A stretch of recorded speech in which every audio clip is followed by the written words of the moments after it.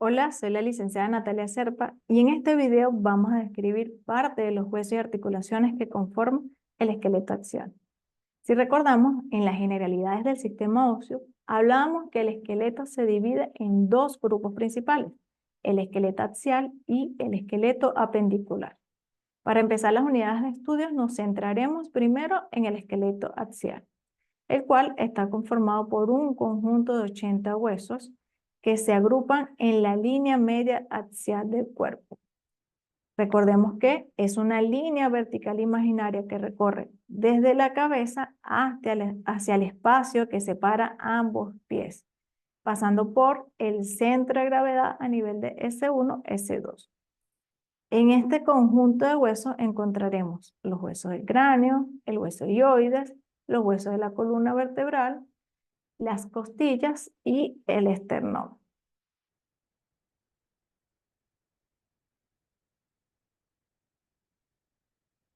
Iniciaremos con los huesos del cráneo o la cabeza, el cual está formado por 22 huesos en total, sin incluir los huesos del oído medio. La cabeza se encuentra en la parte superior o cefálica de nuestro cuerpo, descansando sobre el extremo superior de la columna vertebral, cuya función principal es de proteger el encéfalo, dar alojamiento a los órganos de los sentidos como los ojos, el olfato, el sistema vestibular, el auditivo, y también va a prestar inserción a los músculos de la cara y prestar aberturas de los sistemas respiratorios y digestivos hacia el exterior. Algo importantísimo a aclarar es que el término cráneo incluye a todos los huesos de la cabeza y de la cara. Es decir, el cráneo es una estructura ósea que está constituida por dos regiones topográficas principales, que son el neurocráneo y el viscerocráneo. El neurocráneo se define como la cavidad ósea que contiene el encéfalo y a las meninges, y está formado por 8 huesos. Dos de ellos son pares, que son los huesos parietales y temporales, y los demás impares, que son el frontal y el occipital, que se pueden ver en esta imagen, y otros más internos, el etmoide y efenoide. Esta región, a su vez, se divide en dos porciones, una porción superior llamada bóveda craneal y otra porción inferior llamada base del cráneo. El neurocráneo tiene aspecto ovoide, con el eje mayor dirigido antero-posterior, con un extremo posterior un poco abultado.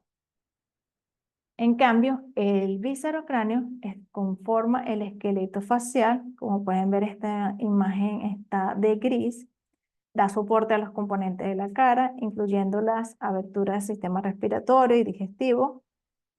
Si observamos bien esta imagen, podemos constatar que los huesos del viscerocráneo están adosados a la porción antero-inferior del neurocráneo, por lo que algunos huesos que están en esta zona van a formar parte al mismo tiempo de las paredes del neurocráneo.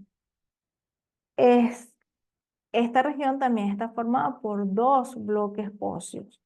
Un bloque inferior que está conformado por mi mandíbula y un bloque superior que es el complejo maxilar superior, que son todos los huesos que están por encima de esta mandíbula.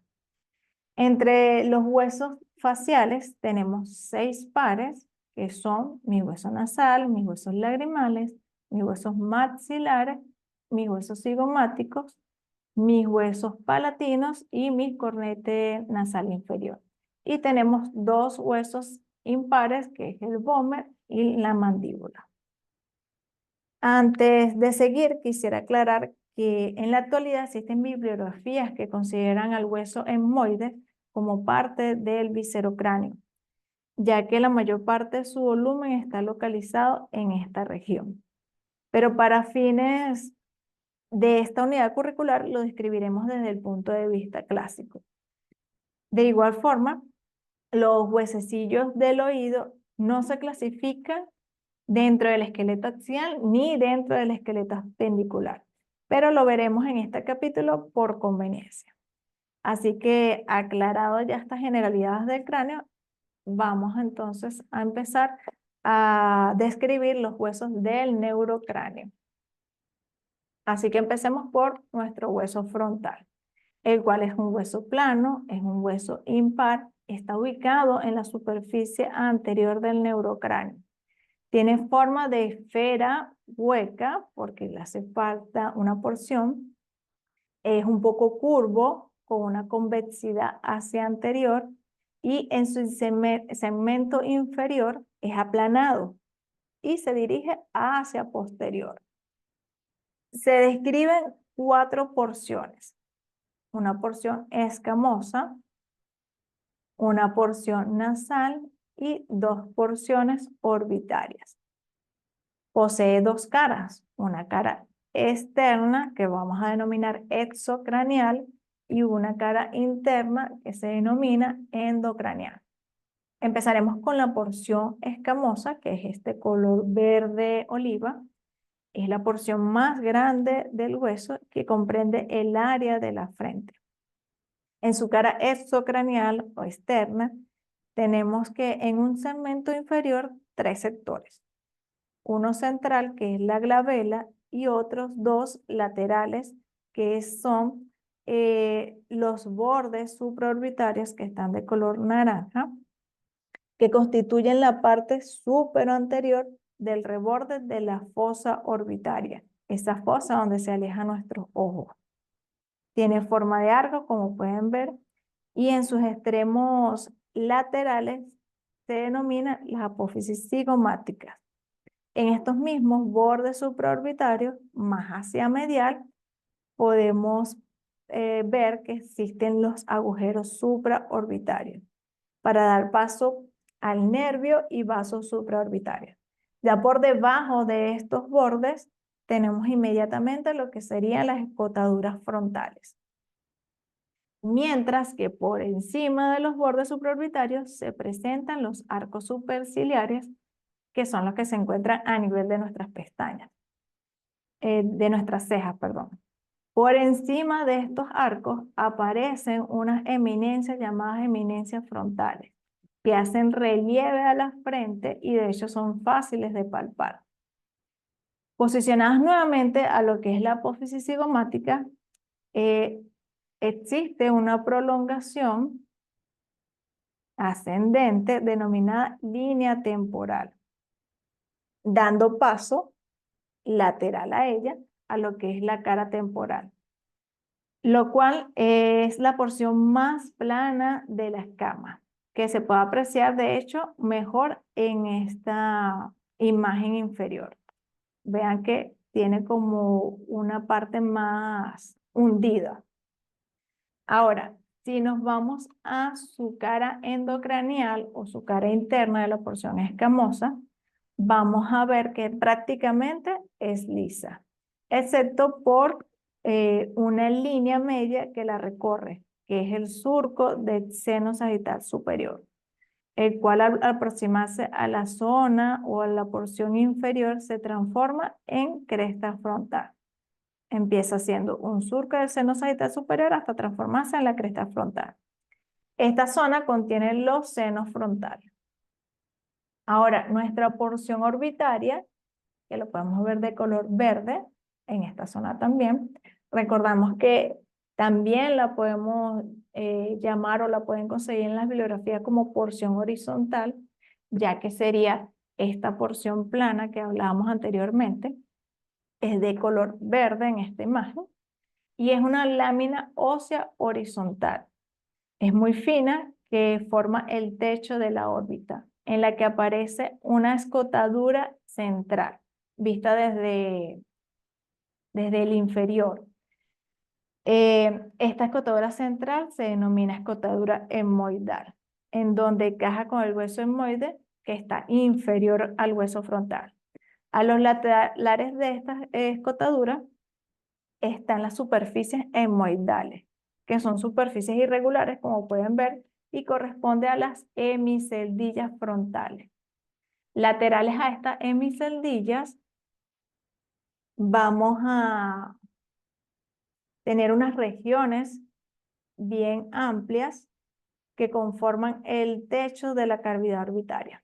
Y más hacia la parte lateral de estas regiones se observa una huella causada por la glándula lagrimal denominada fosa de la glándula lagrimal. En el extremo medial vamos a tener lo que es la fosita troclear en ambos lados. Esta fosita es el punto de inserción del músculo oblicuo superior del ojo. Ahora, en mi porción nasal, el cual tiene un aspecto de escotadura angular, posee una prominencia ósea en su vértice. Esta es denominada espina nasal. Esta porción se articula con los huesos de la cara que forman parte de las paredes de las fosas nasales. Ahora pasemos al siguiente hueso, que es el etmoide. Es un hueso irregular, como pueden ver, es impar y se forma por una lámina ósea, donde predomina la apariencia de neumáticos. Está situada en la parte anterior y media del cráneo. En esta imagen superior pueden ver un poquito, está resaltado de color lila. Este hueso presenta 4 porciones. Vamos con la primera, que es la lámina perpendicular, que es una lámina ósea vertical. La lámina cribosa, que cruza a la perpendicular en su extremo superior, y 2 masas voluminosas que se proyectan caudalmente desde el extremo lateral de la lámina cribosa, siguiendo un trayecto paralelo a lo que es la lámina perpendicular. A estas masas laterales se le denomina laberinto etmoidal, por estar ocupada en su totalidad por múltiples cavidades aéreas, llamadas celdas etmoidales. Ellas se comunican con lo que es las fosas nasales. Ahora vamos a escribir cada una de estas porciones. Tenemos que la lámina cribosa, que vemos aquí en color beige, se denomina así por estar atravesada por numerosos orificios en donde la mayoría da paso a los nervios olfatorios. La superficie superior de la lámina forma parte de la base del cráneo y está dividida en 2 mitades por una apófisis prominente, que la pueden ver de color rosa, la apófisis crista galli, que representa el segmento intracraneal de mi lámina perpendicular, como pueden ver acá. Ahora, vamos a describir la lámina perpendicular. Ella se dispone a modo de cruz con respecto a la lámina cribosa, de forma que tiene un segmento superior intracraneal, que ya lo describimos, la apófisis crista galli, y un segmento inferior que contribuye a la formación del tabique nasal. En cambio, mis masas laterales, mis laberintos etmoidales, tienen forma más o menos rectangular, en la que con fines didácticos se puede distinguir 8 caras. Una cara superior, que son las que entran en contacto con la porción horizontal del hueso frontal, el cual posee las superficies etmoidales, las hemiceldillas, y que en conjunto la cara superior del etmoides con esas superficies etmoidales van a formar las celdillas óseas mixtas. La cara anterior, posterior e inferior de estas masas laterales son estrechas e irregulares, como pueden ver, y contactan respectivamente con los huesos lagrimal, la porción lateral del efenoides y el maxilar, formando en todos casos también celdillas óseas mixtas. En una vista lateral, la tenemos aquí, aparece una fina lámina ósea, que es la lámina orbitaria, la tenemos aquí de color azul claro, que forma parte de la pared interna de mi órbita. De hecho, pueden ver que si está posicionado el etmoide aquí, va a ser esta parte interna de esta cavidad. Y la cara medial, es decir, la cara más interna de estos laberintos etmoidales, se caracteriza por tener una forma muy irregular, con abundantes relieves que contribuyen a conformar lo que es la cavidad nasal. Dentro de los relieves destacan los cornetes nasales o conchas nasales, que son láminas óseas curvas que se proyectan como toldos, que pueden ver aquí, se proyectan como toldos hacia lo que es la cavidad nasal, dividiéndola en forma incompleta como si fueran unos pisos, lo que denominamos nosotros como meatos. Hay dos cornetes originados como tal en el etmoide, que es el cornete nasal superior y el cornete nasal medio, y delimitan entre ellos el meato superior. Además, también está el meato medio, que se delimita por el cornete nasal inferior y por una pieza independiente del viscerocráneo que veremos más adelante. Ahora vamos a empezar con nuestro hueso efenoides. Como pueden ver, es un hueso bastante irregular, también es impar y forma la porción central de la base del cráneo. Se sitúa por detrás del frontal, como pueden ver aquí, del hueso frontal y del etmoide, pero está por delante. Este es mi hueso occipital, esto es una vista superior. Mi hueso efenoide entonces se encuentra por delante del occipital, pero se encuentra por detrás de lo que es el etmoide y el frontal. Si pueden ver la imagen, se le compara bastante con la forma de un murciélago, en el que se puede distinguir un cuerpo más o menos cúbico, en donde emergen hacia ambos lados dos láminas óseas irregulares denominadas por su forma y tamaño, alas menores y alas mayores. Y hacia abajo hay otro par de láminas óseas a modo de patas, que son las llamadas apófisis pterigoides. Vamos a empezar a describir el cuerpo del efenoide. Tiene forma de dado de 6 caras, lo describe en la bibliografía, y en su interior está ocupado por senos efenoidales derecho e izquierdo, y separados por un fino tabique óseo. Vamos a empezar con la cara superior de este cuerpo. Forma el suelo de la zona central de la base del cráneo y presenta dos regiones diferenciadas. Una porción anterior denominada yugo efenoidal y una porción lisa que se dispone a continuación de la lámina cribosa del etmoide, seguido de una depresión, que lo podemos ver en esta cara lateral, seguido de una depresión que se llama fosa hipofisiaria o silla turca, también la pueden conseguir. En ella se aloja la hipófisis. Posterior a la fosa hipofisiaria se presenta una lámina ósea prominente que es denominada el dorso de la silla turca, que lo podemos ver en un color lila o morado. Una cara anterior exocraneal, vamos a ver que forma parte del techo de las fosas nasales y presenta una cresta vertical media llamada cresta efenoidal, que se une a la lámina vertical del etmoide. A ambos lados de la cresta están situados los orificios de entrada del seno efenoidal, como pueden ver. Estos abiertos a las fosas nasales. La cara posterior de mi cuerpo del efenoide corresponde a la zona de soldadura, a la porción maxilar, como podemos ver aquí, de mi occipital.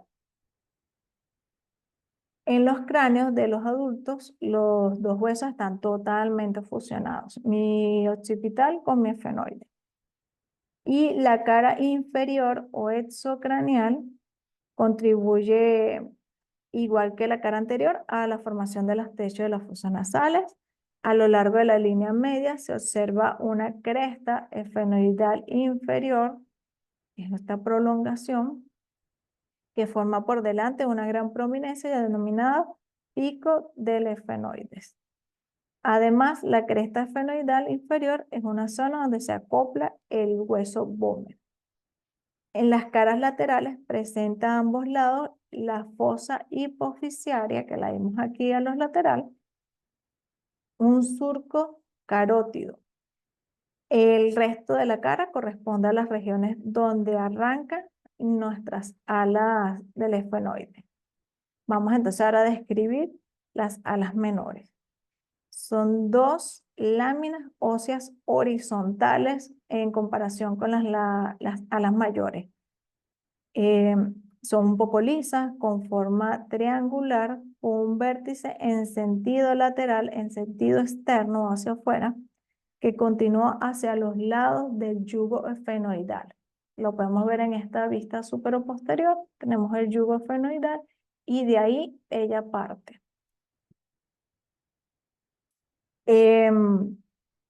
Cerca de su origen delimita el conducto óptico por donde pasa el fascículo óptico y la arteria oftálmica. Cada ala consta de una cara superior que forma parte del suelo de la base del cráneo y una cara inferior que forma parte del techo de la órbita. Un borde anterior de unión con la porción horizontal del frontal y un borde posterior libre, esta que tenemos acá, que por debajo del ala menor se dispone una amplia hendidura que es la fisura orbitaria superior, como la podemos ver en esta zona de color morado. Ahora, las alas mayores que vemos aquí de color mostaza son de láminas óseas irregulares que empiezan desde la cara lateral del cuerpo del esfenoide, como podemos apreciar aquí, por debajo del surco carotidio. Cada ala consta de una cara endocraneal o una cara interna. Entonces vamos a describir la cara endocraneal. Está específicamente en la zona proximal al cuerpo del esfenoide.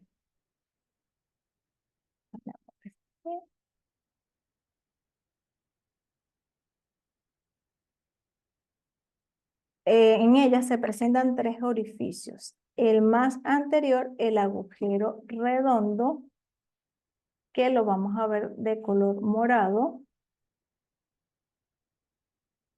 En ella se abre a la fosa pterigopalatina.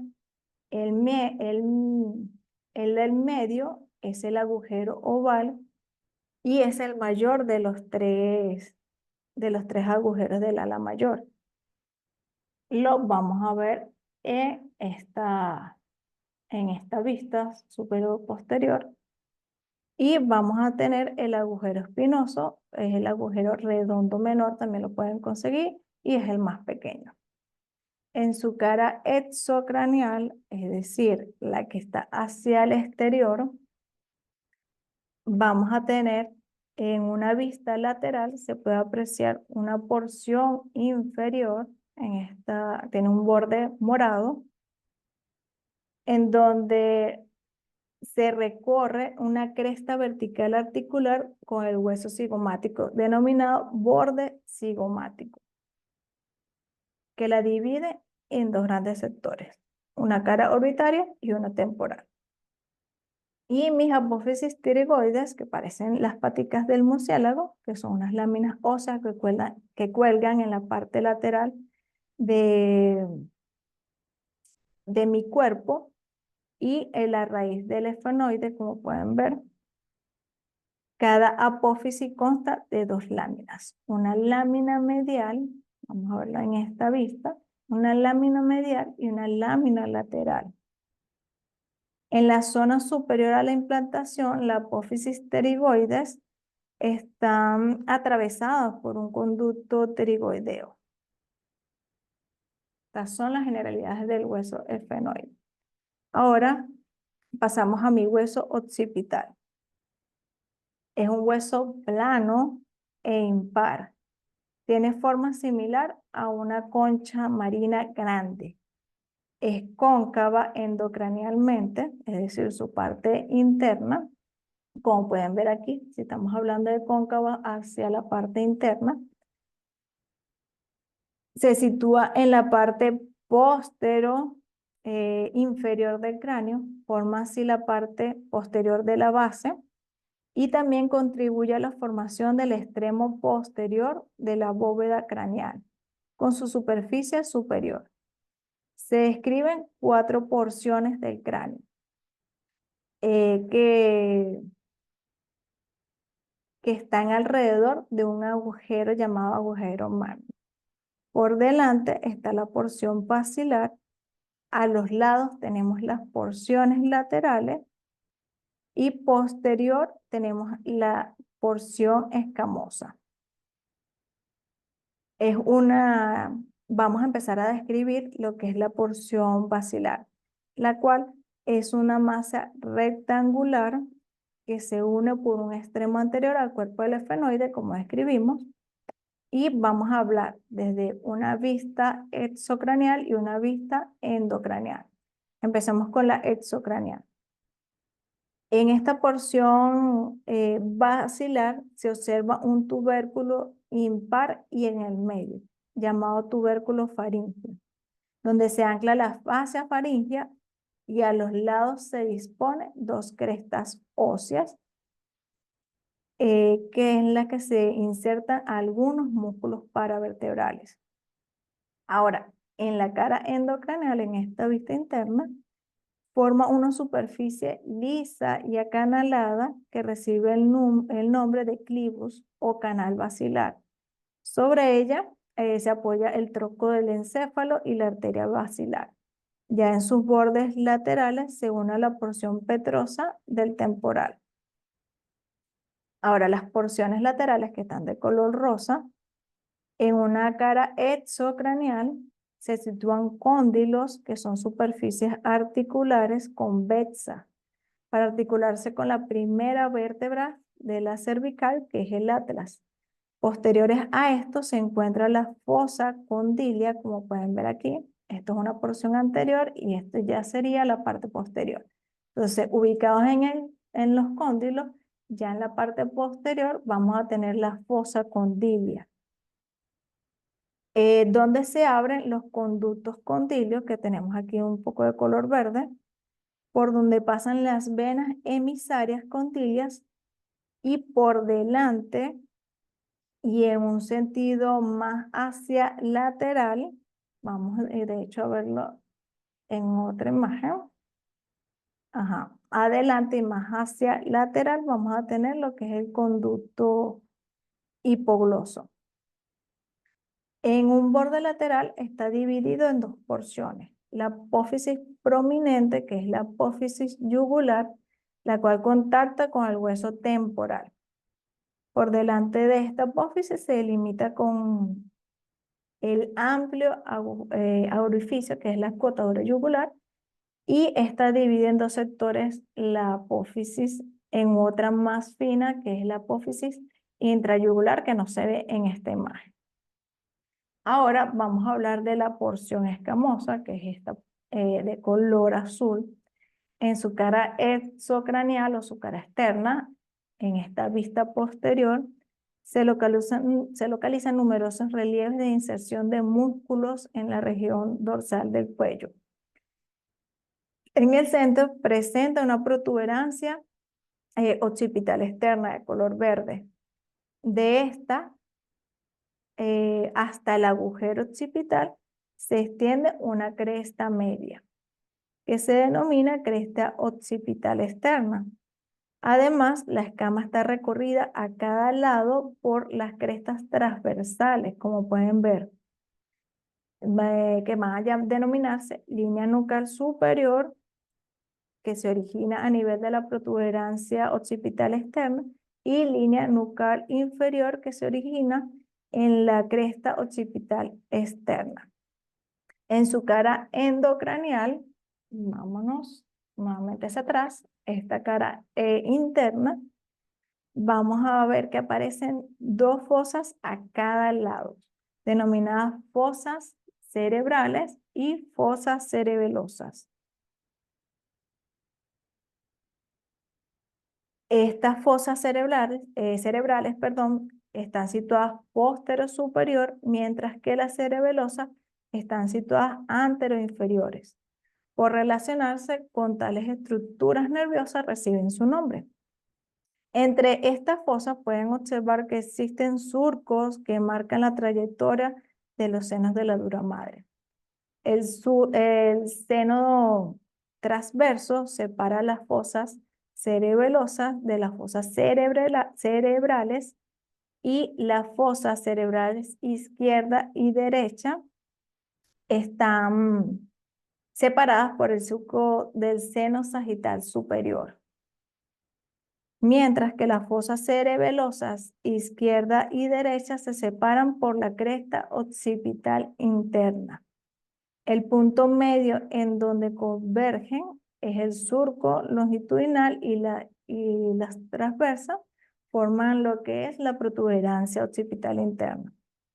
El borde lateral de la escama, vamos a verlo en otra imagen, este borde lateral de la escama es uno de los bordes posteriores de los parietales de estos huesos que tenemos a nivel superior y conforman lo que sería nuestra estructura landoidea.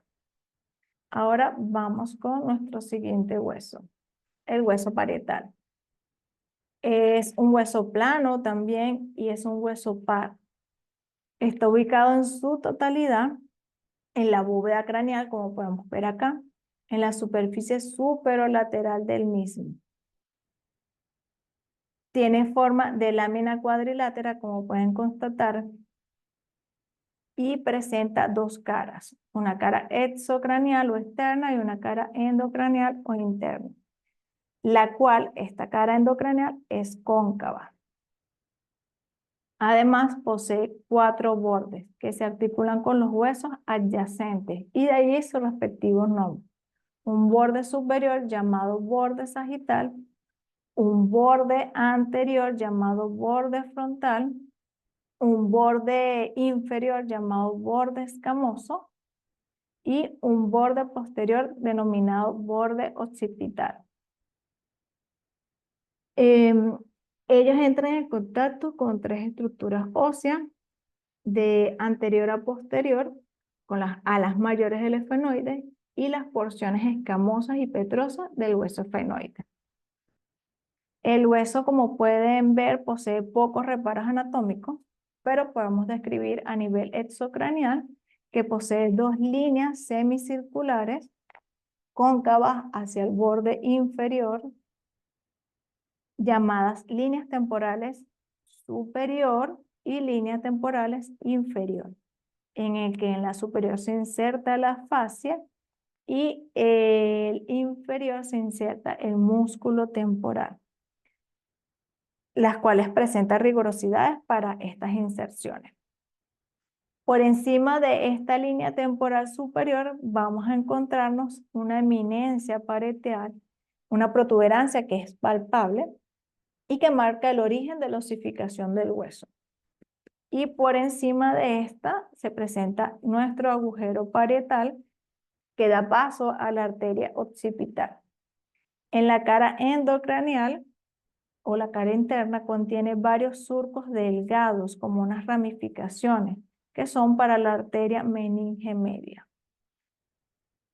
Esto es todo del hueso parietal, súper corto. Ahora tenemos el hueso con más reparos anatómicos, que es el hueso temporal, por eso se estudia de último. Lo primero que debemos saber es que es un hueso irregular, es un hueso par, ya que se encuentra en ambos lados del neurocráneo y está situado en la parte latero-inferior del cráneo. Forma parte tanto de la bóveda craneal, su parte superior, como de la base por la disposición de sus regiones, como pueden ver. El hueso temporal es una estructura compleja, ya que tiene en su interior el órgano del oído y el órgano del equilibrio. Algo que se debe resaltar del hueso temporal es que embriológicamente está formado por 3 piezas, que sería el hueso timpánico, que pueden ver que es un anillo incompleto, el hueso, la porción escamosa y la porción petrosa o el peñasco, las cuales estas piezas se fusionan totalmente al pasar y el desarrollarse la persona. Y ya alcanzada la adultez, se reconocen apenas algunas que otras líneas que marquen los antiguos límites que poseía cada pieza ósea. Aclaro este punto para que cuando hagan lecturas en diferentes bibliografías no exista confusión, ya que el hueso temporal morfológicamente se divide en 3 regiones diferentes, que es mi porción escamosa, mi porción petrosa y mi porción mastoidea. Entonces vamos a empezar con esta. Vamos a empezar con mi porción escamosa, que está de color azul. Es una lámina ósea semicircular, como pueden ver, tiene apariencia de un plato grande aplanado y corresponde a la parte superior del hueso temporal. De hecho, lo podemos ver aquí. Si tenemos la parte anterior, que es nuestra cara, fíjense hacia dónde se dirige esta porción escamosa del temporal. Esta porción tiene 2 caras, una cara exocraneal y una cara endocraneal. Vamos a empezar con su cara exocraneal, la cual, como pueden ver, la mayoría de su superficie es lisa, perdón, y convexa. De hecho, lo podemos ver aquí la parte convexa, que es un bulto que da hacia afuera. Destaca en esta porción escamosa una proyección horizontal de color verde en esta imagen, que es la apófisis cigomática, que se extiende hacia anterior, como pueden ver. En esta dicha apófisis, vista desde un ángulo inferior, en esta imagen, se le puede observar una zona libre que se proyecta hacia adelante en modo de arco para articularse con el hueso de la cara que veremos más adelante.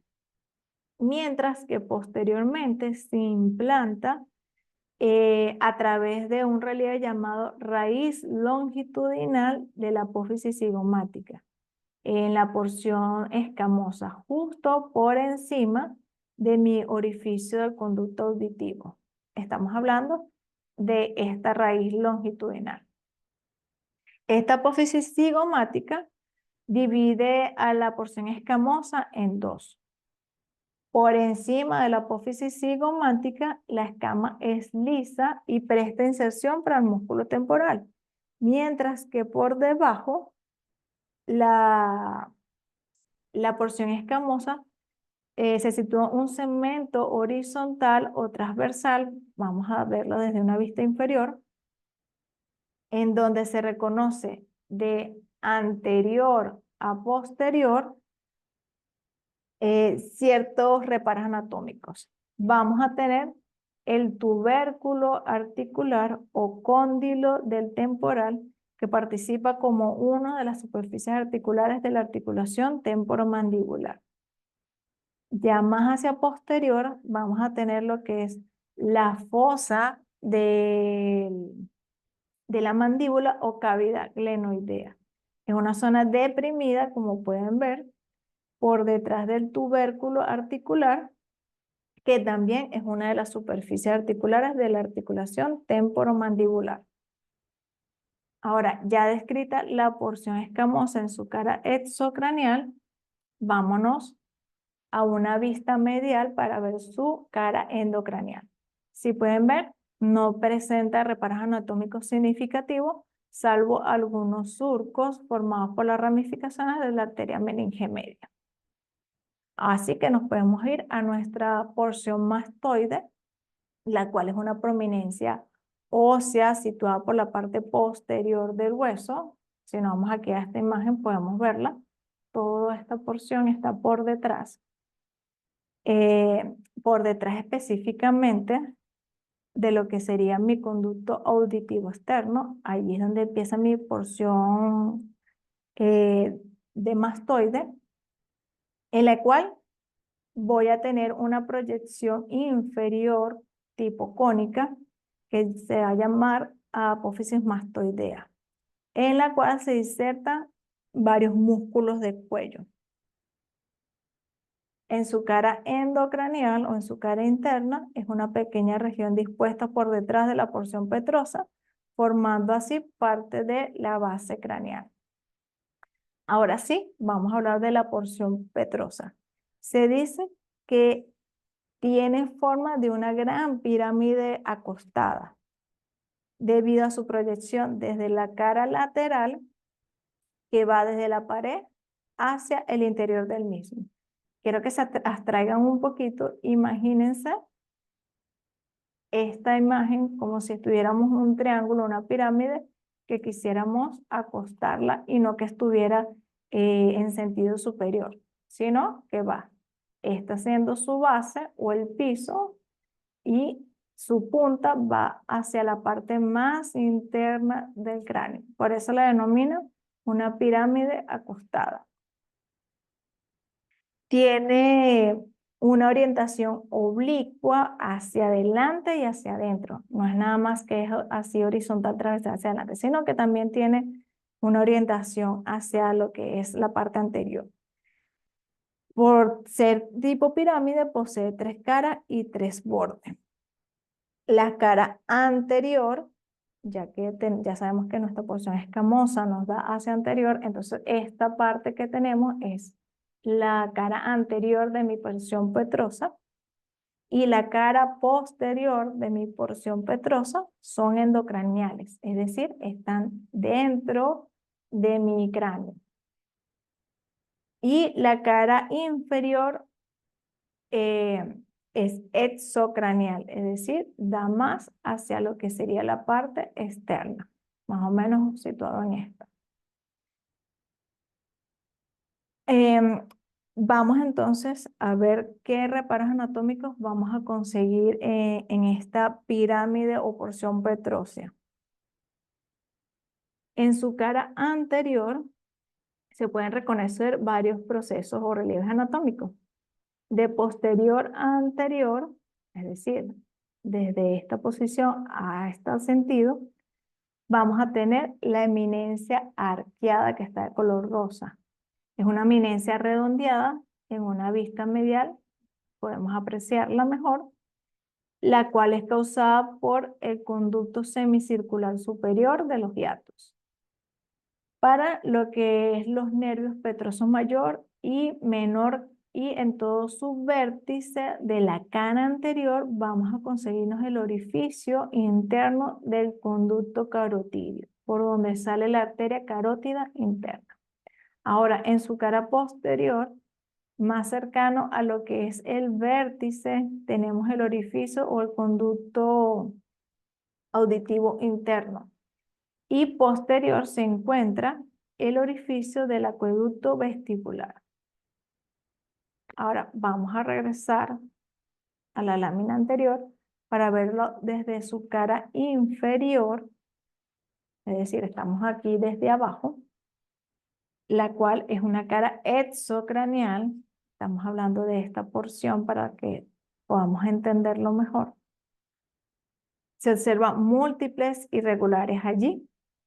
Iniciamos con las más internas, es decir, la que da hacia dentro del cráneo, que sería esta porción. Entonces, tenemos el orificio externo del conducto carótido. Fíjense que es grande, por donde entra la arteria carótida interna. Por detrás de este orificio aparece una gran excavación que es causada por la vena yugular y presenta el nombre de fosa yugular. Existe un fino agujero entre la fosa yugular y el orificio del conducto externo, que es el conducto timpánico, por donde penetra el nervio timpánico. Posterolateral a estas estructuras aparece una fina y muy alargada apófisis, que es la denominada apófisis estiloide, que da inserción a los músculos estiloioideos.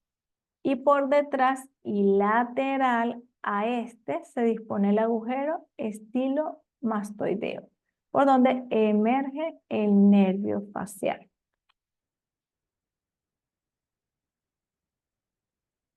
Ahora vamos a tener una breve descripción de lo que serían los huesos del oído. Estos ya aclaramos que no se encuentran dentro del esqueleto axial, pero por estar en esta zona del cráneo, los vamos a describir aquí. Ellos están ubicados en el interior del oído medio. Se encuentran como los huesos más pequeños del cuerpo, como pueden ver. Estos huesecillos auditivos, también llamados osículos auditivos, son cortos, son irregulares y forman una cadena situada en la cavidad timpánica del oído medio. Por definición, estos tres huesecillos del oído reciben su nombre de acuerdo a la forma que tenga cada uno de ellos. Tenemos martillo, yunque y estribo. Estos huesecillos están suspendidos por ligamentos. Se articulan entre sí por medio de articulaciones sinoviales para formar una cadena osicular a lo largo del oído medio, por donde transmiten vibraciones mecánicas de la membrana timpánica hasta la ventana oval. Esto permite que los fluidos del oído interno se muevan y estimulen a los receptores. Este proceso hace que el sonido sea transformado en señales eléctricas y luego se envíen al encéfalo. Vamos entonces a empezar a describir el martillo brevemente. Es el más lateral y el más grande de los huesos del oído medio. Consta de varias porciones. Consta de una cabeza, de una apófisis lateral, una apófisis anterior y de un manubrio. Ella transmite las vibraciones sonoras al yunque, que lo tiene justo al lado, y se articula con él mediante la articulación uncudo-maleolar. Es decir, que conecta la cabeza del martillo con el cuerpo del yunque. Ahora vamos a describir nuestro hueso del yunque, que es el huesecillo del medio. Lo podemos ver aquí en la cavidad timpánica.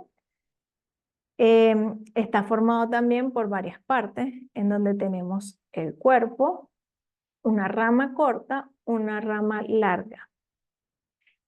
Se articula con el estribo en esta zona mediante la articulación un codo estapedial. Es una articulación que se clasifica como una diartrosis de tipo enartrosis y está formada por la cara convexa de la apófisis lenticular del yunque y la cara cóncava de la cabeza del estribo. Y por último, nuestro huesecillo estribo, que recuerda por su forma anatómica al estribo de un jinete, como pueden ver, consta de una base, una asa en forma de herradura, la cual tiene una rama posterior y una rama anterior, y consta de una cabeza. Se articula por un lado con el yunque, como ya lo vimos en la articulación icundo-estapedial, y está adherido en condiciones normales a la ventana oval del oído interno. Y como pueden ver, este es el hueso más pequeño que tenemos en el cuerpo humano. En este video ya terminamos los que son los huesos del neurocráneo. En otro video vamos a ver entonces lo que son los huesos del viscerocráneo.